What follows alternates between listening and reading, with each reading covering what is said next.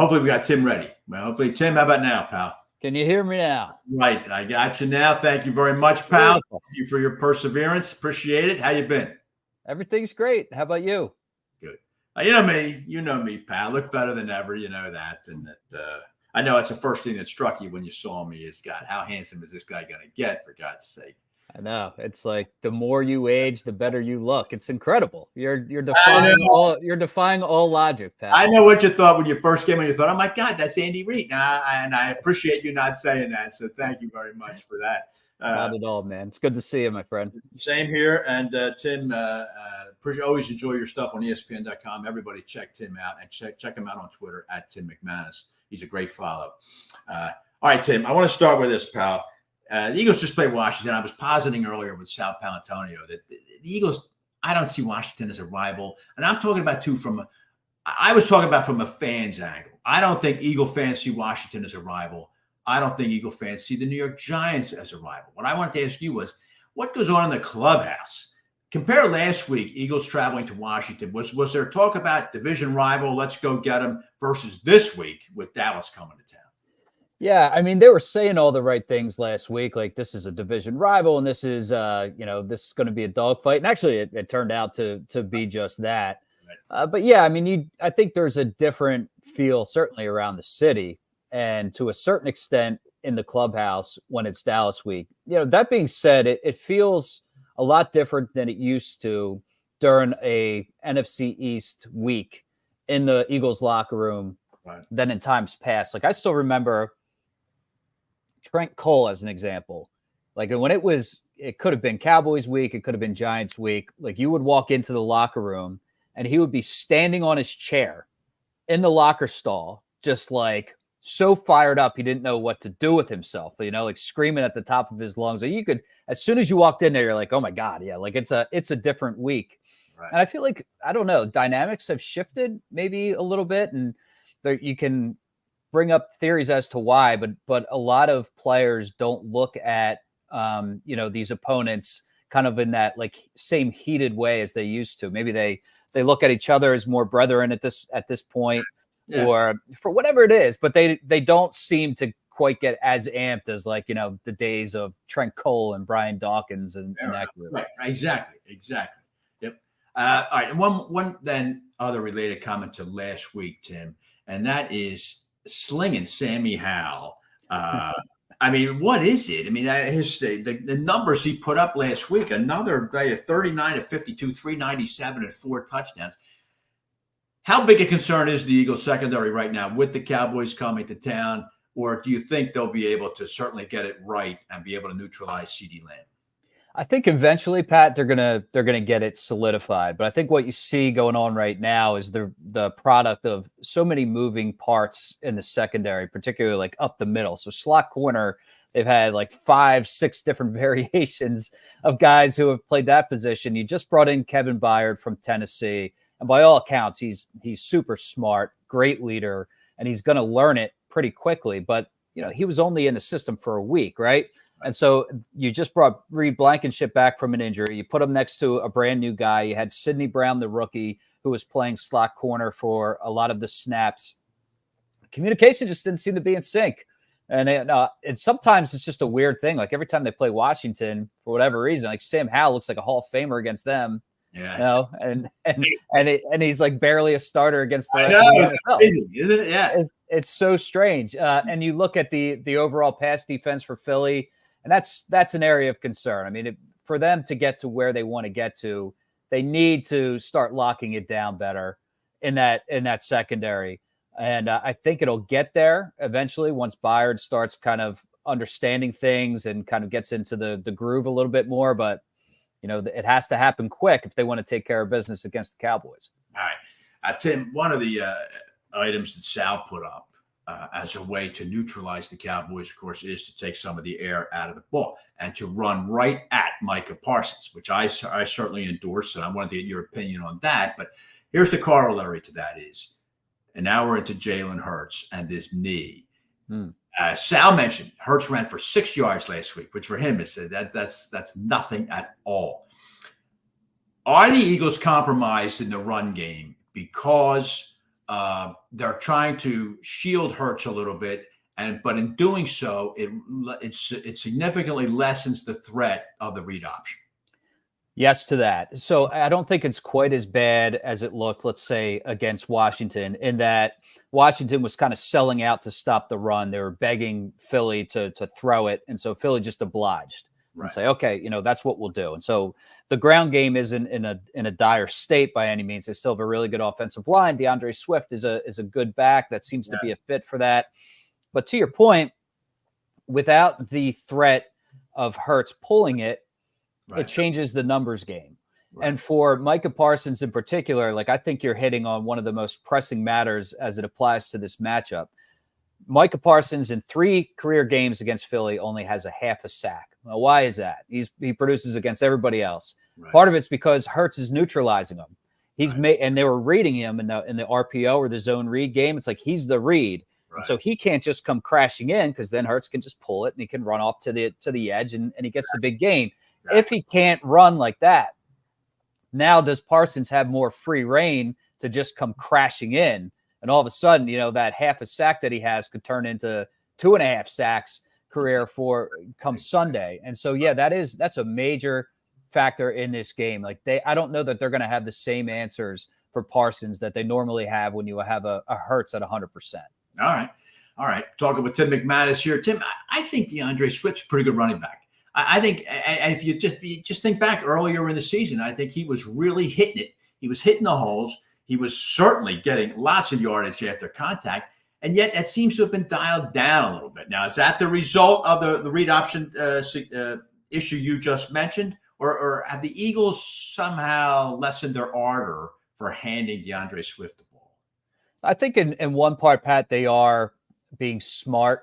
Or, maybe you don't use the word smart, but they're thinking about sort of the big picture when it comes to Swift. They want to have these guys playing at a high level come December and January. And so they're still splitting carries with Kenny Gainwell. And I think that they're aware of that. But I think the other part is it's just kind of a product of the way that teams have transitioned in the way that they're playing the Eagles. Like when it was early on, they were like, please run the ball on us. And the Eagles all right, we'll run and go for over 250 yards on you. And the teams and the defenses have switched up to now where they're focusing more on the ground game and asking Hurts to put it on his shoulders and beat him through the air. Right. One thing that the Eagles have going for them, unlike a lot of offenses, is they can do both. Yes. And, so I think it's going to kind of ebb and flow throughout the course of the season. Yeah. We're still going to see some big games out of DeAndre Swift, and it makes sense in this matchup for that to be one of those weeks, because you look at the pass defense for Dallas, they're number 4 in pass yards allowed. It's like 170, right around there. Right. Number 3 in interceptions. This is a good pass defense. The run defense is sort of just middle ground, right? Run of the mill. So I think this would be a week for Swift to get back on track. Conversely, Philadelphia, 26th in the league in passing yards per game allowed. Really, for its team 7-1. That's a really a noteworthy stat. So I agree with what you're saying. I think that if the pathway for the Eagles to lose this game is to allow Prescott to get comfortable and because I think he's far below Jalen Hurts as an NFL quarterback. How do you see Dak Prescott? I mean, you've seen him now numerous times covering the Eagles for ESPN. Is he an upper echelon quarterback, or is he who I think he is, which is he's really good at beating sub 500 teams, but he's not that good when the ante gets up like it will be Sunday? Yeah, he's the guy who I feel like I changed my opinion on a year-to-year basis. Like there was definitely a point in time where it felt like, all right, this is QB1 in the NFC East, and looked like he was on this clear trajectory to me to be one of the best quarterbacks. And then he's had these really funky years. Yeah. And this year he's kind of bounced back a little bit. Like he's coming off of a 4-touchdown performance. He's doing a little bit better playing out of structure, extending plays, making some things happen. But I don't know that, you rely on him week to week and know exactly what you're getting out of Prescott. But I find that, this matchup has the chance to be problematic for Philly because we're talking about the issues that they're having up the middle in the secondary. And now here comes CeeDee Lamb, who likes to operate oftentimes out of the slot. So like, what are the answers for that? Yeah. And if they can't figure that out, then this might be another big game for Prescott. Yeah. All right. Well, it'll be very interesting to watch that chess game. I imagine, Tim, it's harder to double a guy in the slot than it is to double him outside wide. So we'll see if Dallas, I'm sure Dallas will go to great pains to avoid Philadelphia doubling him. And that'll be an interesting chess match throughout. Now, Tim, the last thing I wanted to ask you was about this 6-game gauntlet. Now, I know Sal always lectures me. This show's called This Week in Pro Football, but you and I want to take a look out. This is the first of the 6-game gauntlet that ESPN Analytics says is the toughest 6-game stretch of any team in the league. Do you think, being in the clubhouse, is Nick Sirianni aware of this? Is there a certain way maybe he addresses this with his team, or is it just the old adage they take one at a time? Yeah, he's going to do his best to put the focus where it needs to be, and that's on the Cowboys. I think that honestly is kind of where they're looking at right now. But it's impossible to ignore this gauntlet that you're talking about. I mean, they have that, by the way, Xander, do you have that screen? Maybe you could bring it up so Tim and I could talk about it if you have it. The 6 games that are coming up for Philadelphia. But go ahead, Tim. Yeah, brings that up.